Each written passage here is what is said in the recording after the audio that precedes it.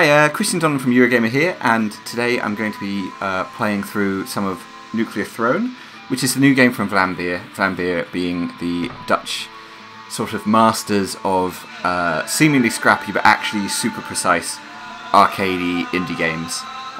You may know them from stuff like Luftrausers, which is a dogfighting game which is still yet to come out on Vita, but which looks spectacular, the beigest game ever made.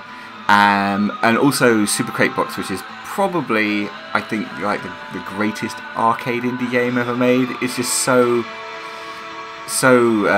of its systems tied together really well, and so you're shooting, collecting, scoring points. It's just a beautiful thing.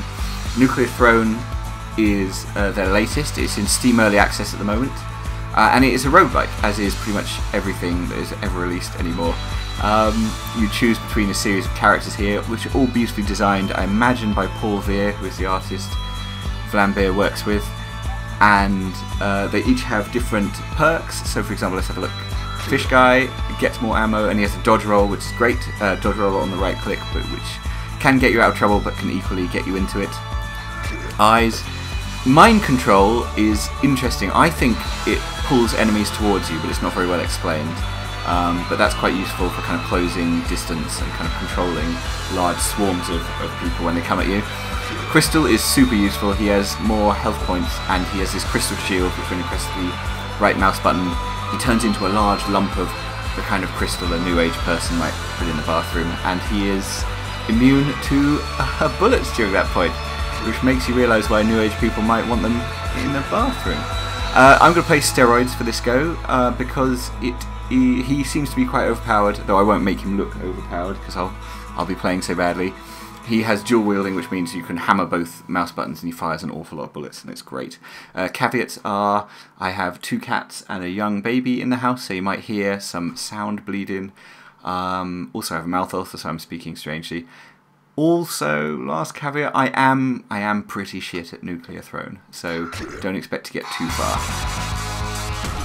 Right, here we go. So each level is procedurally generated, as is the way with roguelikes, and although you tend to meet the same enemies in each layer of the game, so to speak, they are procedurally spaced, and the amounts you get of them differ. These green little kind of uranium glow stick things I'm picking up are XP. They disappear over time, so you need to actually be quite close to the enemy when you're killing it. And the chests contain, there isn't loot per se, there's other weapons, but the chests contain either other weapons, health packs, and ammo and stuff like that. The exit to the level has just opened up, and this is one of those games where you don't want to go straight into the exit each time, because you want to make sure you've cleaned everything up. You've picked up all the stuff you can in between, otherwise you are in a world of hurt. So I've leveled up here. I love that colour green. It's just, I could look at it all day, but I wouldn't want to paint my house that colour, but it is very lovely. So 4 options to choose from, and the options are all quite interesting and nice.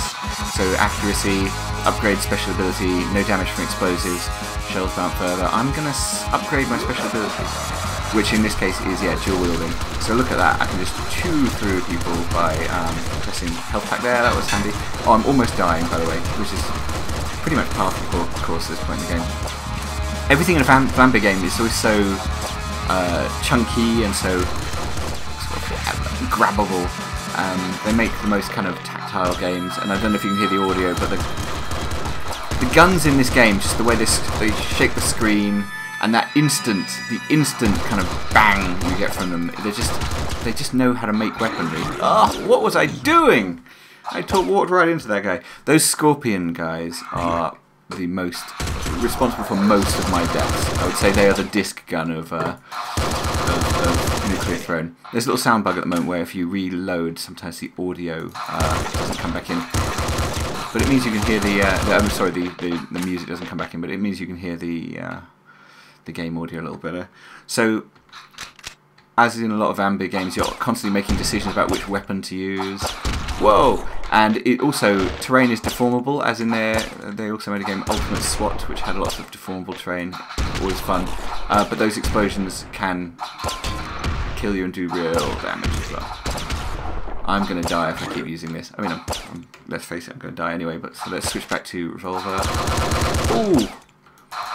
scorpion. I hate those guys. Ugh. You always want to keep an... Although it is pretty endlessly violent, you always want to keep an eye on your bullet amounts, because you... Oh, no, no, no! Sucked down into the next level before I had a chance to earn a load of sweet XP. Which one am I going for? I tend to, when I'm playing quite badly, as I do, I tend to go purely for the things which give me more HP when they're available, because it means I can last a bit longer with minimal skills. Even though the game is in early access, I mean, it's ropey, right? As you can see, it's got the odd bug, and it's very limited in terms of options. You can't change the screen size or anything like that. And the controls, you can use... I've worked out you can use half a control pad at the moment, but you have to use a control pad and a mouse, unless I'm doing something moronic, which is always a possibility. But even though, like I was saying, even though it's still in early access, the game is instantly so much fun, and I think that's a testament to the way Vlambeer makes games. They tend to do a lot of game jams. A lot of their... I'm not going to mess that up this time. A lot of their games emerge from these kind of 2-day design sessions, and so you get to the core of what is brilliantly fun quite quickly. This is just a game about shooting people, finding new guns, you know, getting better at shooting people, and so much of it comes down to actually the kind of the response to the guns and the way they make the game feel, and Paul's pretty wonderful art, which manages to be suitably kind of mutant, disgusting, but also kind of endearing. Like steroids, you would just about hug him if you saw him in the street. So, oh, okay, boss. We're into a boss here. I've killed this guy a couple of times, but he takes a lot of damage. Always best to run away. And now I am running out of... Oh, dead. It's one of those games where the next bad thing has happened to you while you're describing the last bad thing that happened to you. Let's try a different character. Like I said, I tend to play as steroids most because when you are crap at the game, he is quite useful. Let's try Crystal. So Crystal will do this crystal shield thing, which I'll forget to do, so I'll show it to you right now. There you go, whoa! No getting me.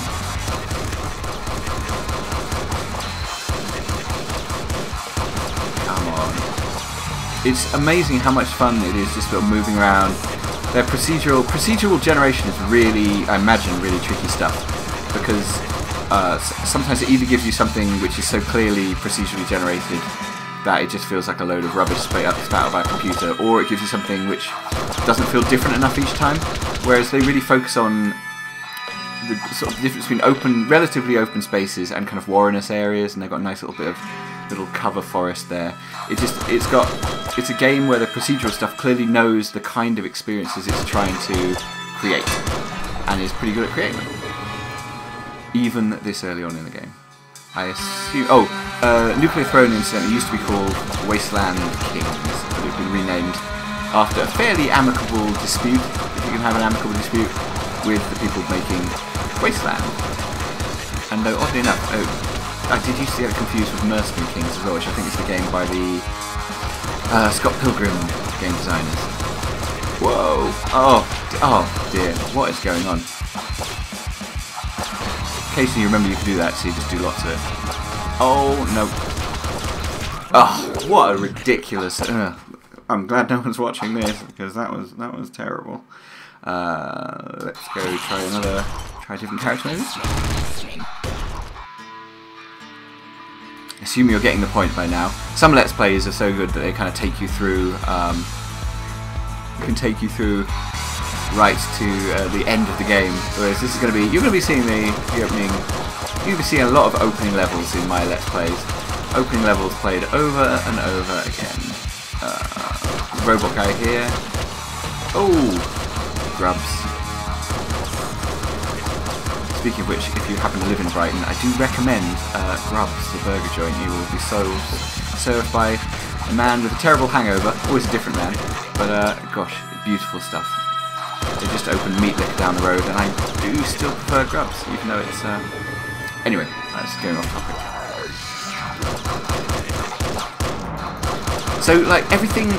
roguelikes are amazing because everything that is good about other games just happens really quickly in roguelikes. So So you level really quickly, you get to try out lots of different approaches and variations really quickly, and you earn stuff, and then you die and you lose stuff really quickly, and they're like normal games on a hyperspeed, and that is quite fun, and it actually takes away some of the bitterness of what was in that chest? It takes away some of the bitterness of losing everything as well. When you're always losing stuff, that kind of becomes part of the game. A lot of roguelikes, dying is fun. And this is one of those because you think, well, next time I probably and you think, well, maybe I learnt one thing from that game. Maybe it's one thing I can, like, don't stand too close to the boss. You think, I learnt one thing from that game, maybe I can apply it next time, and then by the time you're playing the game for the next time, you've forgotten that thing, or you've made a different kind of mistake. It's all pretty exciting. One more go, I think, and then we will stop, because I'm sure I've bored everyone to death. Let's play Melting. Ooh, Explosive Revenge. I've never played this guy before, but he is rather cute. They're all so sweet. Like I said, I wouldn't want any of them to crawl into bed with me of an evening, but you know, I would buy a plushie of this man. Oh, that was terrible. And on that note, I think I'm probably gonna leave it right there. If you want to subscribe, please do. And thank you so much for sticking with me while I played the first level of Nuclear Throne over and over again and died each time. Thanks a lot. I've been Chris. Bye bye.